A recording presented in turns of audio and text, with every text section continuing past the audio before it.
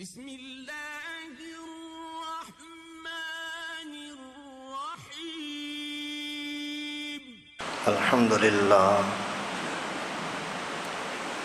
الحمد للہ نحمده ونستعینه ونستغفره ونؤمن به ونتوکل علیہ ونعوذ باللہ من شرور انفسنا ومن سیئات اعمالنا من يهده الله فلا مضل له ومن يضلله فلا هادي له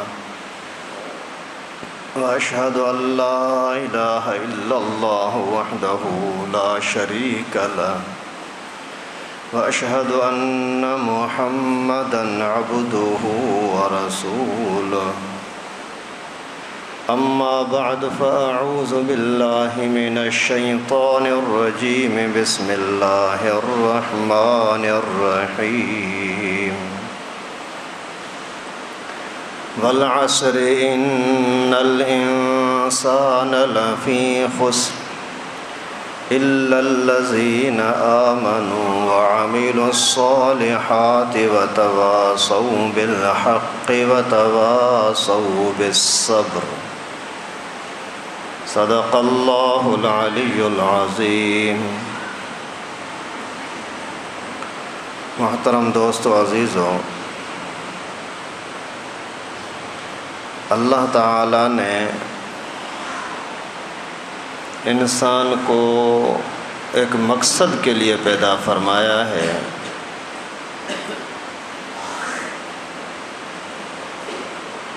اور اس مقصد کو سمجھنے کے لیے، سمجھانے کے لیے اللہ تعالیٰ نے انبیاء کرام کا، کتابوں کا، قرآن پاک کا اور وحی کا انتظام فرمایا۔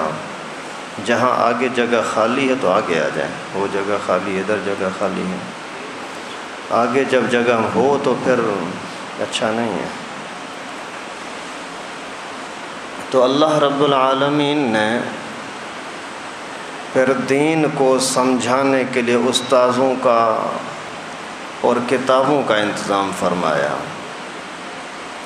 اس امت کے ہدایت کے لیے اللہ رب العالمین نے استاد رسول اللہ صلی اللہ علیہ وسلم، کتاب قرآن پاک، اس کا سلسلہ جاری فرمایا۔ اور ابھی جو ایک چھوٹی سی صورت میں نے آپ کے سامنے تلاوت کی، اس کے اندر اللہ رب العالمین نے انسان کے انجام کا تذکرہ فرمایا ہے۔ انسان کا انجام کیا ہونا ہے؟ انجام کے اعتبار سے صرف دو جگہیں ہیں، یا جنت یا جہنم، کامیابی یا ناکامی، عزت یا ذلت۔ اور اس بات کو سمجھانے کے لیے اللہ تعالیٰ نے قسم کھائی کہ انسان اگر خاص ایک راستے پر چلتا ہے تو ٹھیک نہیں تو ہلاک ہو جائے گا، برباد ہو جائے گا۔ قسم کھائی ہے، اور قسم کھانے کے اندر بھی عجیب الفاظ، عجیب لفظ انتخاب فرمایا کہ اسی لفظ میں ہی تھوڑا سا غور کرو گے تو آپ کو قسم کا مقصد سمجھ میں آ جائے گا، انسان کی تباہی اور کامیابی بھی سمجھ میں آ جائے گی ایک لفظ کے اندر۔ اللہ تعالیٰ نے قسم کھائی ہے والعصر، زمانے کی قسم۔ زمانے کی قسم یعنی آپ زمانے پر تھوڑی سی نظر ڈالو، زمانے پر تھوڑا سا نظر ڈالو کہ جہاں جہاں رسول اللہ کے نبی کی، اللہ کے دین کی تابع داری نظر آئے گی، وہاں کامیابی نظر آئے گی۔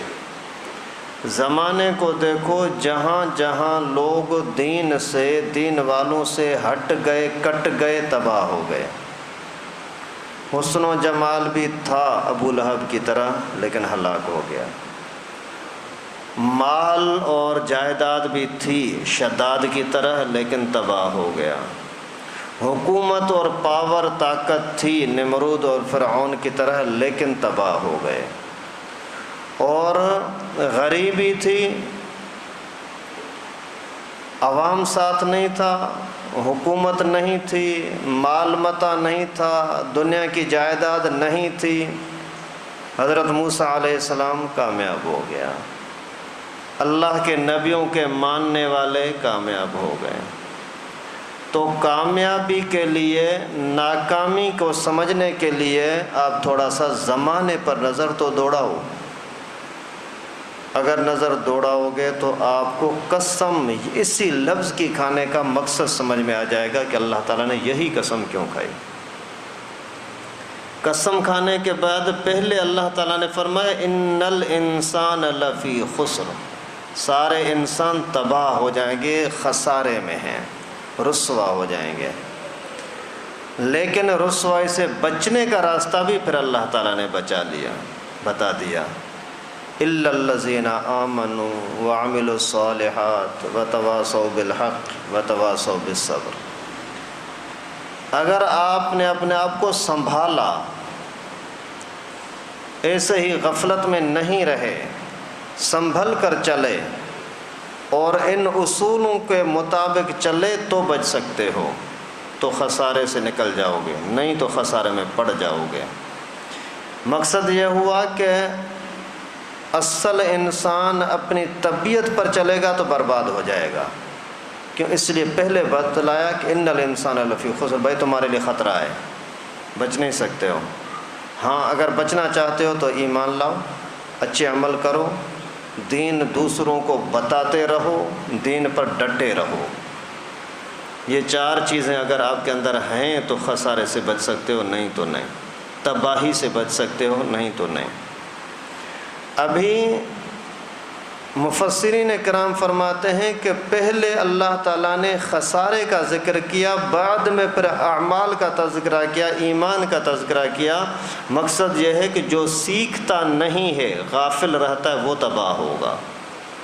جو غافل رہتا ہے وہ تباہ ہو جائے گا، کیونکہ یہ محدود وقت کے لیے زندگی ملی ہے، ہمیشہ کے لیے نہیں۔ آج نہیں تو کل کسی بھی ٹائم پر آپ کی یہ زندگی، آپ کی یہ نعمتیں آپ سے چھینی جا سکتی ہیں، امانت ہیں، آپ مالک نہیں ہیں۔ آپ اگر کوئی چیز کسی کے پاس امانت کے طور پر رکھو، جب چاہے واپس لے سکتا ہے، جب چاہے، اس کو اختیار ہے۔ اسی طریقے سے اللہ رب العالمین نے جو نعمتیں آپ کو دی ہیں، جب چاہے واپس لے سکتا ہے۔ یہ اللہ تعالیٰ کی طرف سے امانت ہیں، اور کوئی آپ کو رونے دھونے کا بھی حق نہیں ہے۔ اس نے دیا تھا، اس نے لے لیا، بس مرضی ہے۔ تو اگر غفلت کے اندر رہیں گے تو پھر یہ ہمیں جو امانت کے طور پر چیزیں ملی ہیں ان سے محروم ہو جائیں گے۔ آپ اگر کسی کام کاج پہ گئے ہیں، کسی جگہ سے کوئی امانت اٹھانے کے لیے گئے ہیں اور آپ کا وقت محدود ہے، وقت محدود ہے، اور اس وقت کے اندر جتنا کچھ آپ نے اٹھا لیا، اس کے بعد موقع نہیں ملے گا۔ ابھی اگر آپ وہاں جا کر کے غفلت میں پڑ جاؤ، سو جاؤ، بیٹھ جاؤ، گپ شپ میں لگ جاؤ تو مقصد سے محروم ہو جاؤ گے۔ اس کی مثال کتابوں میں آتی بھی ہے، ایک بندے نے کسی کو بولا تو جا تو اس باغ کے اندر جا، باغ میں سے جتنا کچھ نکالنا ہے نکال لے، اس بادشاہی خزانوں کے پاس تو جا، جتنا وہاں سے نکالنا ہے نکال لے، ہیرے موتی لال جواہر پیسے درہم دینار خزانے جو چاہو اٹھا لو۔ ابھی اگر آپ وہاں گئے، وہاں کی ٹھنڈی ہوا دیکھی، خوشبودار پھولوں کی مہک دیکھی، اور آپ کو خزانے جو کہ رنگینی نظر آئی، آپ نے اسی کو دیکھ دیکھ کر کے اور سونے میں گر گئے۔ ابھی یہ صاحب آرام کر رہا ہے، یار ایسے مزے کی موسم باہر تو نظر نہیں آئے گی، ابھی آرام تو کر لو۔ ابھی یہ سویا ہے، سویا ہی پڑا تھا کہ اچانک اس کے نکلنے کا ٹائم آ گیا۔ باغ کے کارندے، اسی محل کے کارندے آ گئے، بابا جاؤ ٹائم ختم۔ ابھی وہ بولتا ہے اچھا ٹائم ہو گیا جلدی سے مجھے یہ تو اٹھانے دو یہ تو اٹھانے نہیں بھائی، ابھی اٹھانے کا ٹائم ختم ہو گیا، جو کرنا تھا جو موقع تھا تجھے وہ دیا، ابھی تیرے لیے کوئی وقت نہیں ہے۔ ابھی یہ اگر حسرت کرے، روئے، چیخے، چلائے، کیا کر سکتا ہے؟ کچھ بھی نہیں، کچھ بھی نہیں کر سکتا۔ تو اسی طریقے سے دنیا کے اندر بھی اللہ تعالیٰ نے جو یہ مدت، یہ وقت دیا ہے نا زندگی گزارنے کا، آنکھیں، ہاتھ، پاؤں وغیرہ، یہ سارے ایک کام کے لیے دیے ہیں، غفلت کے لیے نہیں۔ اور ہم ہیں کہ زیادہ تر اس وقت کو غفلت میں گزارتے ہیں، جس کا نتیجہ یہ ہوتا ہے کہ انجام خسارہ ہے، تباہی ہے، تباہی، اس کے علاوہ اور کوئی نہیں ہے۔ آج کل ہر بندہ اپنا وقت کو سوچے، 24 گھنٹے کم از کم اللہ تعالیٰ کی طرف سے ہر بندے کو ملتے ہیں، ہر بندے کو، اور ان 24 گھنٹوں میں سے 7-8 گھنٹے نیند کے ہیں۔ اسی نیند کے اندر بھی آدمی اپنے آپ کے ساتھ ظلم کرتا ہے۔ ڈاکٹر حضرات کہتے ہیں، میڈیکل کہتی ہے کہ اگر کوئی بندہ 7 گھنٹے سے کم سوئے گا 24 گھنٹے میں، اس کو دل کا اٹیک کسی بھی وقت ہو سکتا ہے، اور 8 گھنٹے سے زیادہ کسی کی سونے کی عادت ہوگی تو اس کو بھی کسی بھی وقت دل کا اٹیک ہو سکتا ہے، مر سکتا ہے۔ اور دل کے اٹیک کا موت ایسا خطرناک ہے کہ اس سے اللہ کے نبی نے بھی پناہ مانگی ہے۔ اٹیک کا موت اتنا خطرناک ہے، کیوں؟ اس لیے کہ اگر پہلے بیمار ہوا، کوئی پیٹ میں درد ہوا، کوئی ٹانگ میں درد ہوا، کوئی سر میں درد ہوا، کوئی گردے میں، پھیپھڑے میں، کہیں اور درد ہوا، آدمی روئے گا تو صحیح، اللہ اللہ تو کرے گا، توبہ تو کرے گا، اللہ تعالیٰ کے ساتھ کی جو نافرمانیاں ہوئی ہیں ان کی معافی تو مانگے گا۔ لیکن اگر اچانک اٹیک ہو گیا، اچانک گر گیا، تو پھر اس کو تو توبہ کا موقع ملا ہی نہیں نا۔ اس لیے موت سے پہلے بیماری کا آنا، تکلیفوں کا آنا، یہ بھی اللہ کا کرم ہے، اللہ کی مہربانی ہے۔ سرکار دو عالم حضرت محمد مصطفیٰ احمد مجتبیٰ سرور کائنات صلی اللہ علیہ وسلم، یہ بھی اللہ کے نبی بھی وفات سے پہلے کئی دنوں تک بہت زیادہ شدید درد میں اور تکلیف میں رہے۔ امی عائشہ کہتی ہیں پیغمبر کریم کو جیسے میں نے دیکھا تو اللہ کے نبی بڑے تکلیف کے اندر فرمایا، واہ رأساہ یا عائشہ، عائشہ میرا سر پھٹ رہا ہے، اتنا درد ہو رہا ہے۔ اور بخار، اتنا بخار کہ آدمی اگر ہاتھ لگانے والا صحابی کہتا ہے کہ مجھے ایسے محسوس ہو رہا تھا کہ میرے ہاتھ کو آگ لگے گی۔ ہمیں تھوڑا سا 101 102 ڈگری بخار ہوتا ہے، 3 ڈگری تک، تو کیسے چلاتے ہیں، ارے بے ہوش ہو گیا، یہ ہو گیا، یہ ہو گیا، ابھی اس کا دماغ خراب ہو جائے گا۔ تو خیر کہنے کا مقصد یہ ہے کہ موت کے ٹائم پر تکلیفوں کا آنا یہ بھی اللہ تعالیٰ کی ایک نعمت ہے، تاکہ آدمی توبہ تو کرے۔ اور بڑا امتحان اولاد کا ہے کہ اولاد ایسے وقت کے اندر امی کو، ابو کو بے سہارا چھوڑتے ہیں، یا پھر ان کے اوپر اپنے آپ کو قربان کرتے ہیں۔ اگر ان کی خدمت کر رہے ہیں سمجھو کہ کامیاب، نہیں کر رہے سمجھو کہ اپنے آپ کی دنیا بھی برباد کر دی، آخرت بھی برباد کر دے۔ اللہ تعالیٰ حفاظت فرمائے۔ تو اٹیک ہو سکتا ہے 7 سے 8 گھنٹے سے کم یا زیادہ سونے کی وجہ سے۔ آج کل کے بچے ہیں پوری رات موبائل میں لگے ہوئے ہیں، 2-3 گھنٹے سوئے تو سوئے، وہ بھی توفیق نہیں ملتی۔ پھر بیمار ہوتا ہے تو باپ کو بولتا ہے ابو میرا علاج کرا، امی کے سامنے روتا ہے میں بیمار ہوں۔ ظالم تو نے اپنے آپ کے لیے بیماری خود مانگی ہے، خود اپنے آپ کو بیمار کیا، ابھی کس منہ سے کہتا ہے کہ میرا علاج کراؤ۔ اور اچھے خاصے بڑے ہیں، وہ بھی کچہریوں کے اندر لگے ہوئے ہیں، اور احساس ہی نہیں ہوتا کہ میں صحیح کر رہا ہوں غلط کر رہا ہوں۔ تو خیر 7 یا 8 گھنٹے، کم از کم 7 ہونے چاہیے 24 گھنٹے میں سے، 5-6 گھنٹے رات کے سو، 1-2 گھنٹے صبح کو، دوپہر کو قیلولے کے ٹائم پر سو جائیں، فجر کے ٹائم پر سونا تو برا ہے، منحوس ہے۔ فجر کے ٹائم پر سونا، سورج نکلنے کے ٹائم پر سوئے رہنا، اس کی وجہ سے دماغ بھی کمزور ہوتا ہے، ہڈیاں بھی کمزور ہوتی ہیں، رزق کی بھی تنگی آتی ہے۔ ہمارے گھروں کے اندر رزق کے تنگی کا ایک بڑا سبب یہ بھی ہے، آپ کے بچے 7-8 سال سے بڑے یا عورتیں، یہ اگر صبح سورج نکلنے کے ٹائم پر سوئے ہوئے ہیں، سمجھو کہ آپ اپنے گھر سے روزی کو دھکیل رہے ہو کہ ہمیں روزی کی ضرورت نہیں ہے، برکتیں گھر سے نکل جاتی ہیں۔ اللہ کے لیے نہ کرو، اپنے لیے تو کرو۔ اگر آپ کے گھر کا راشن، اگر یہ کبھی کبھی تقسیم ہوتا ہے نا، اگر کوئی راشن کا ایک پیکٹ آپ کے گھر کی طرف کوئی لا رہا ہے اور آپ کے گلی کا ایک بندہ کہ اسی کو بولے چھوڑو چھوڑو اس کو نہیں دو، اس کو ضرورت نہیں ہے، تو اس کو چھوڑو گے؟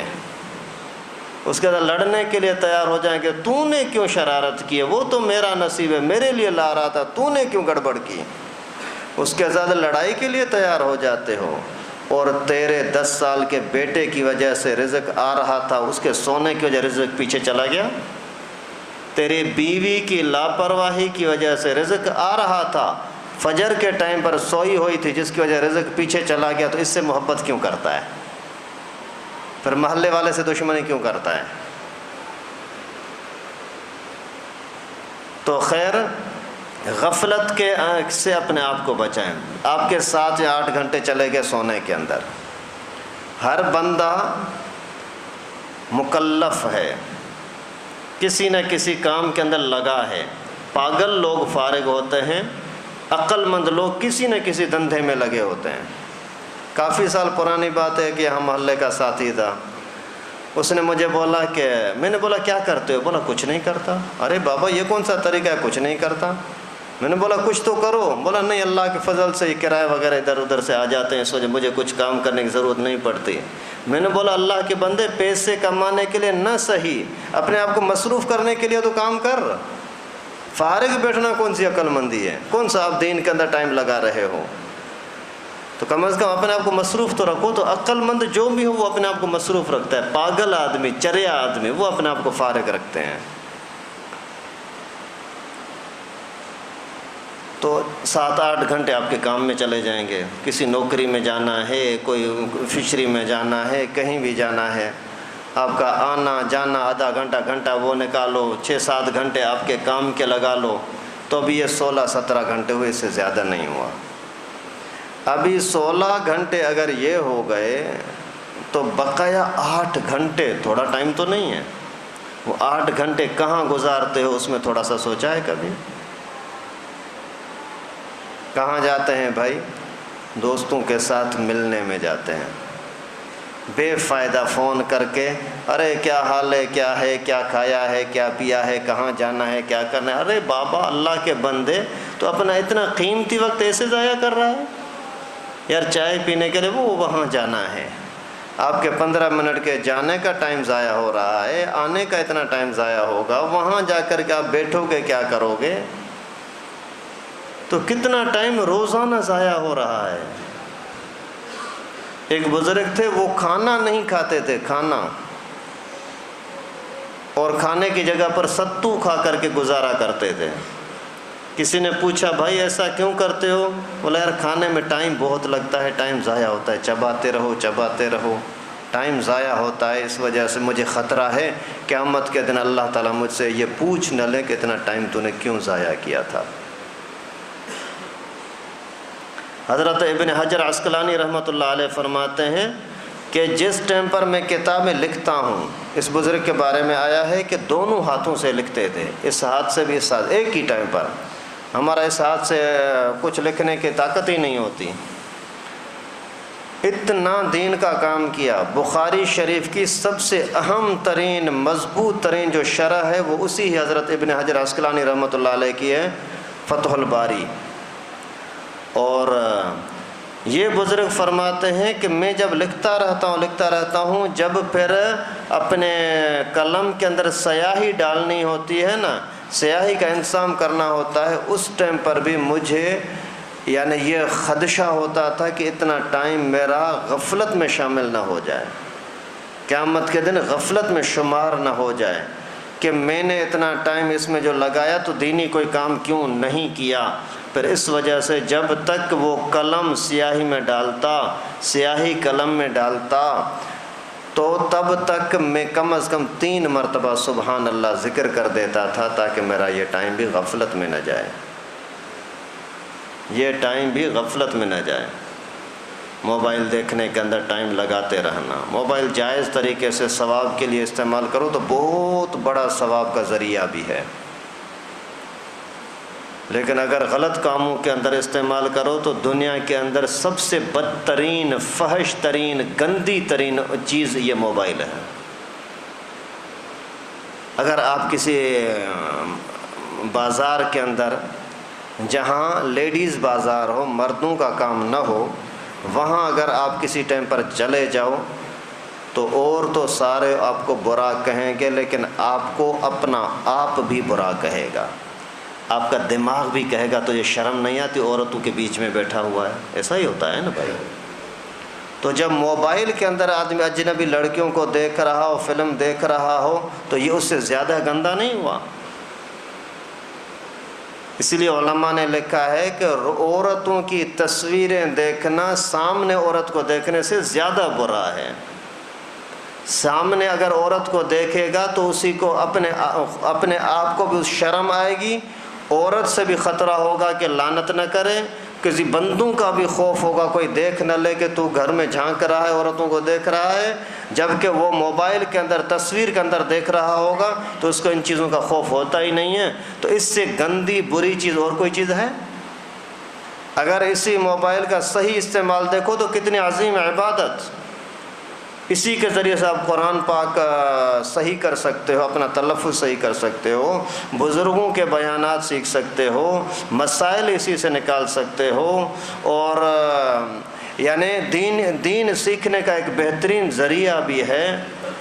ہر چیز کی تعلیم اسی موبائل کے ذریعے سے مل جاتی ہے. لیکن اگر گندگی میں جاؤ تو کتنا گندا. تو آپ کے یہ 7-8 گھنٹے روزانہ ضائع ہو رہے ہیں، تو یہ کیوں اپنے ساتھ اتنا ظلم کرتے ہو؟ تھوڑا سا آپ یعنی ایک مثال کے ذریعے سمجھیں. آپ سیٹھ ہیں، اللہ نے آپ کو دکان دی ہے، کاروبار دیا ہے، کچھ بھی آپ کے پاس کاروبار ہے. ابھی آپ نے ایک مزدور کو اپنے پاس رکھا کہ بھائی روزانہ 8 بجے آپ کو میرے پاس آنا ہے، 2 بجے تک کام کرنا ہے. ابھی اگر وہ ان 6 گھنٹوں میں سے 1 گھنٹہ آپ کو بتائے بغیر کہیں چلا جائے، آپ کو برداشت ہوگا؟ نہیں. آپ کے پاس ہی بیٹھا ہوا ہے، آ کر کے روزانہ 1 گھنٹے کے لیے سو جائے آپ کی دکان میں، برداشت ہوگا؟ نہیں. موبائل میں لگ جائے، برداشت ہوگا؟ نہیں. تو پھر اللہ رب العالمین نے آپ کو جو اتنا ٹائم دیا، اسی ٹائم کو ایسے ہی غیر کاموں کے اندر، بے فائدہ کاموں کے اندر لگا دیتے ہیں، تو پھر آپ سے حساب کتاب لیا جائے گا یا نہیں؟ تو غفلت سے اپنے آپ کو بچاؤ. اللہ تعالیٰ نے یہ ساری نعمتیں امانت کے طور پر دی ہیں. ایک ہمارے دوست ہیں، بہت پیارے دوست ہیں، بھائی نصیر الدین قریش صاحب. وہ پوری زندگی سپارکو میں ایک اچھی سیٹ پر رہا. آخر اس بیچارے کے ریٹائر ہوئی. ریٹائر کے بعد اللہ کی قدرت، اسی کو دماغ کا کوئی ایسا انفیکشن ہو گیا. دوائیاں ادھر ادھر سے کراتے رہے، پتہ نہیں لگ رہا تھا کیا ہے. آخر کار پتہ لگا کہ اسی کو بیٹری کی ضرورت ہے جو اس کو چلائے گی. بھائی اس کا خرچہ کتنا ہوگا، ادھر ادھر سے معلومات کی. 30 لاکھ روپیہ بیٹری لگی ہے جس کے ذریعے سے وہ بھی چل رہا ہے. ابھی میری ملاقات ہوتی رہتی ہے. ابھی 10 محرم کو جو میں گیا تھا وہاں نواب شاہ کی طرف، تو راستے میں ان کے پاس ناشتہ کیا تھا. تو وہ اس کا بیٹا بتا رہا تھا کہ ابھی یہ ابو میرا بیٹری پر چل رہا ہے. بیٹری کے اگر وہ اسپیڈ تھوڑی سی بڑھا دی تو یہ جذبے میں آ جاتا ہے، تھوڑا سا ڈھیلا کر دیا تو یہ ڈھیلا پڑ جاتا ہے. ابھی آپ اندازہ کریں کہ ساری چیزیں صحیح سلامت ہیں، کوئی ظاہری لحاظ سے خرابی نہیں ہے، ہاتھ وہی ہیں، پاؤں وہی ہیں، آنکھیں وہی ہیں، پوری باڈی جسم وہی ہے، لیکن ایک نہ دیکھنے میں آنے والی چیزیں، رگیں، دماغ کی رگیں، ان کے اندر تھوڑا سا اللہ تعالیٰ نے اسپیڈ کو کم کر دیا، ابھی اس کو بیٹری کی ضرورت پڑ گئی، اور بیٹری 10 20 30 ہزار کی نہیں، 30 لاکھ روپے کی، اور اسی پر یہ بندہ چل رہا ہے۔ اللہ تعالیٰ نے آج آپ کو اتنی ساری نعمتیں دی ہیں، آنکھیں سکون سے کام کر رہی ہیں، دماغ صحیح کام کر رہا ہے، شکر کیا ہے کبھی؟ اگر ہم غفلت میں پڑے رہیں اور یہ کوئی ایک رگ اللہ تعالیٰ واپس لے لے، کوئی ایک نعمت واپس لے لے، ہم کیا کریں گے؟ یہ تو ماشاءاللہ اللہ تعالیٰ ان کے بچوں کو بھی جزائے خیر دے جنہوں نے اس کے لیے اتنا کچھ کیا، ورنہ آج کل کے بچوں کے حالوں کا پتہ نہیں ہے تمہیں؟ باپ مر رہا ہے، بیمار ہے، بیٹا نافرمان کہتا ہے ابو مجھے تو اپنا حصہ دے دے نا جائیداد کا، میں تو اپنے لیے مکان الگ بناؤں۔ بیٹا بولتا ہے ابو مجھے تو وہ فلاں لڑکی کے ساتھ شادی کرنی، اس کے لیے میرا انتظام کر، 20 لاکھ روپیہ خرچہ کر ورنہ تیری خیر نہیں ہے، تجھے زہر کھلاؤں گا، ماروں گا۔ تو اللہ کے بندے، یہ زندگی اللہ تعالیٰ نے امانت کے طور پر دی ہے، ہر نعمت امانت کے طور پر ملی ہے، ان کو تھوڑا سا قدر کرو گے تو اللہ تعالیٰ بڑھا کر دیں گے، اور جب تک جذبہ اپنے اندر نہیں ہوگا تب تک مدد نہیں آئے گی۔ صرف ماحول میں ہم سیکھ جائیں گے نہیں، جذبہ چاہیے۔ حضرت نوح علیہ السلام اللہ کے نبی ہیں، بیٹا کنعان نبی کا بیٹا ہے، نبوت کے گھر کے اندر پیدا ہوا ہے، اللہ کے نبی کے ماں بیوی کا دودھ پیا ہے، اللہ کے نبی کے سامنے اس کے جوانی ہوئی ہے، طلب نہیں تھی، تڑپ نہیں تھی، کافر ہوا، ابا نے سمجھایا، بہت سمجھایا، نہ مانا، آخر ذلیل ہو کر کے دنیا میں بھی تڑپ تڑپ کر کے مرا، آخرت کا عذاب بھی الگ سے ہوگا۔ حضرت ابراہیم کا ابا بیٹے کی طاقت بھی دیکھی، کرامتیں دیکھی، بزرگی دیکھی، اور دیکھ رہے ہیں کہ وقت کا سرکش ترین بادشاہ نمرود، وہ اس کے سامنے کچھ نہیں کر سکتا، اتنی کچھ کرامتیں برکتیں دیکھنے کے باوجود خود نہیں سدھرا آزر، اور طلب نہیں تھی، مر گیا، تباہ ہو گیا۔ نبی پاک صلی اللہ علیہ وسلم اللہ تعالیٰ کے مخلوق میں سب سے زیادہ محبوب ترین شخصیت، محبوب ترین بندہ حضرت محمد مصطفیٰ صلی اللہ علیہ وسلم، ان کے چچا ہیں، عاشق ہیں، محبت ہے، بیٹے کو علی کو بولا بیٹا کبھی محمد کو چھوڑنا نہیں، بیٹے جعفر کو بولا بیٹا محمد کے ساتھ جڑے رہنا۔ پتہ لگا کہ لوگ اس کی بے ادبی کرتے ہیں، ان کے ساتھ لڑنے کے لیے تیار۔ ابو جہل والوں نے بولا کہ محمد کو یہاں سے نکال دو، وہاں جا کر کے پیغمبر کریم کو ایک طرح سے جیل میں ڈال دیا، یہ بھی جیل میں ساتھ، 1-2 دن 1-2 مہینوں کے لیے نہیں، 2.5-3 سال تک وہیں پڑے رہے، کھانے پینے کا کچھ نہیں ہے، گھاس پر پتوں پر گزارا کر رہے ہیں۔ محبت اتنی ہے لیکن ایمان کی ہدایت کی طلب نہیں تھی، مسلمان نہیں ہوئے۔ ابھی اتنا پیار کسی کا کسی کے ساتھ ہو اور وہ اگر جہنم میں جائے، وہ اگر تکلیفوں میں جائے، کوئی برداشت کرے گا؟ اللہ کے نبی صلی اللہ علیہ وسلم کے دل کے جذبات کیا ہوں گے؟ آخر اللہ کے نبی کے آنکھوں میں آنسو آ گئے، اللہ میرا محبوب چچا، میرے اوپر جان دینے والا چچا، وہ آج کفر پر مر رہا ہے۔ اللہ تعالیٰ نے فرمایا کہ انک لا تہدی من احببت ولکن اللہ یہدی من یشاء، ہدایت تیرے ہاتھ میں نہیں ہے، میرے ہاتھ میں۔ طلب رکھو، کہیں بھی قرآن کی دین کی بات ہو رہی ہے وہاں جڑنے کی کوشش کرو، اپنا وقت غفلت سے و غفلت میں ضائع ہونے سے بچاؤ، اللہ تعالیٰ کی طرف سے مدد آئے گی۔ اگر آپ کے دل میں طلب تڑپ نہیں ہے تو اللہ تعالیٰ کو بھی پرواہ نہیں ہے، صاف اعلان کر دیا أَنُلْزِمُكُمُوهَا وَأَنْتُمْ لَهُ كَارِهُونَ۔ کیا ہم آپ کے لیے زبردستی کوئی آپ کو ہدایت دے دیں اور آپ اسی کو برا سمجھ رہے ہو، اس کی طرف توجہ نہیں دے رہے ہو؟ نہیں، ایسا نہیں ہوگا۔ اللہ تعالیٰ ہم سب کو ہدایت نصیب فرمائے۔ اللہ تعالیٰ ہر طرح کے غفلت سے، ہر طرح کی بے دینی سے، لاپرواہی سے اللہ رب العالمین ہم سب کو محفوظ فرمائے۔ وآخر دعوانا ان الحمد للہ رب العالمین۔